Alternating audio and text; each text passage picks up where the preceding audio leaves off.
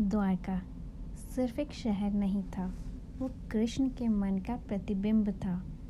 ये नगरी शक्ति से भरी थी, लेकिन शोर से नहीं। यहाँ राजमहल थे, पर राजनीति में धर्म का हाथ था। पुराणों में कहा गया है कि द्वारका को विश्वकर्मा जी ने बनाया, सोने से नहीं बल्कि नियम, न्याय और मर्यादा से। यहाँ हर घर सिर्फ रहने की जगह नहीं था, बल्कि एक जिम्मेदारी थी, समाज के लिए और कृष्ण के लिए। द्वारका में कृष्ण राजा थे, लेकिन उनके हाथ में कभी अहंकार नहीं था। उनका सिंहासन लोगों के लिए था, पर उनका मन हमेशा लीला में लीन रहता था। यहाँ द्वारका की पहचान थी, एक ऐसी नगरी जहाँ शक्ति सेवा बन जाती थी।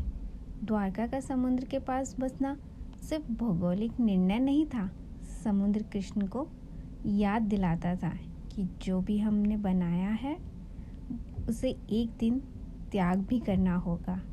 इसलिए शायद जब समय आया, द्वारका बिना शोर के लहरों में समा गई, जैसे कृष्ण की एक लीला चुपचाप पूरी हो गई हो।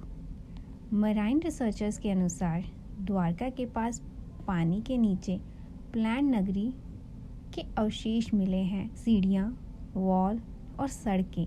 विज्ञान इसे एक प्राचीन कोस्टल सिटी कहता है, पर भक्ति के लिए ये कृष्ण के चिन्ह हैं।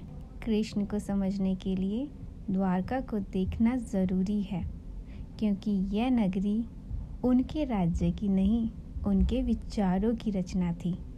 द्वारका डूबी इसलिए नहीं कि समुद्र ज़्यादा था, बल्कि इसलिए क्योंकि कृष्ण का काम पूरा हो चुका था। कभी समुद्र की लहरों को ध्यान से सुनना, कभी कभी उनमें शोर नहीं होता, संभालने का वचन होता है। द्वारका को याद करते ही मेरे मन में कोई तस्वीर नहीं उभरती, मुझे बस एक भरोसा महसूस होता है, जैसे किसी ने कह दिया हो सब सुरक्षित है। आज मैं आपको द्वारका का इतिहास नहीं सुना रही, मैं बस कृष्ण की नगरी, समुद्र की सीमा और भक्ति के पहरे की एक शांत कहानी बता रही हूँ। मथुरा का जन्म, वृंदावन की लीला और द्वारका का कर्तव्य, कृष्ण के जीवन संतुलन का संदेश। भक्तों का ये विश्वास है कि जब द्वारका नगरी समुद्र में समा गई, तो द्वारकाधीश मंदिर अकेला नहीं छोड़ा गया। कहा जाता है कि श्री हनुमान जी द्वारका के कोतवाल बने और आज भी समुद्र की लहरों पर नज़र रखते हैं। हनुमान दानी मंदिर को इस रक्षक भाव से जोड़ा जाता है, जहाँ से बजरंग बली द्वारका की सीमा की रक्षा करते हैं। इसलिए शायद आज भी समुद्र पास होते हुए भी मंदिर पर अपना जोर नहीं चला पाता। समुद्र के नीचे द्वारका के अवशेष मिलना विज्ञान के लिए एक खोज है। मराइन एस्ट्रोलॉजिस्ट ने बताया है, स्टोन वॉल, सीढ़ियाँ और प्लांट स्ट्रक्चर एक संकेत पाए गए हैं। विज्ञान इसे एक प्राचीन कोस्टल सिटी कहता है और भक्ति इसे कृष्ण की याद। दोनों अपनी जगह महत्वपूर्ण है।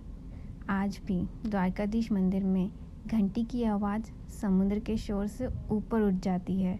हर आरती के साथ एक ही बात याद दिलाई जाती है, नगरी डूब सकती है पर भक्ति नहीं।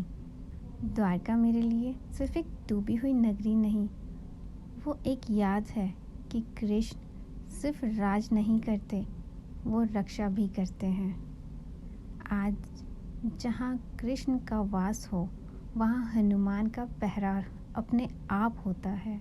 समुद्र अपनी सीमा जानता है, लहरों का भी धर्म होता है और भक्ति सबसे बड़ी सुरक्षा होती है। आज भी द्वारका में द्वारकाधीश मंदिर खड़ा है।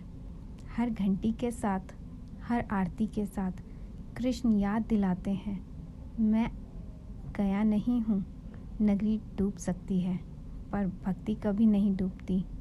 अगर आप भी इस विश्वास को महसूस करते हैं, तो मन ही मन कह दीजिए, राधे राधे।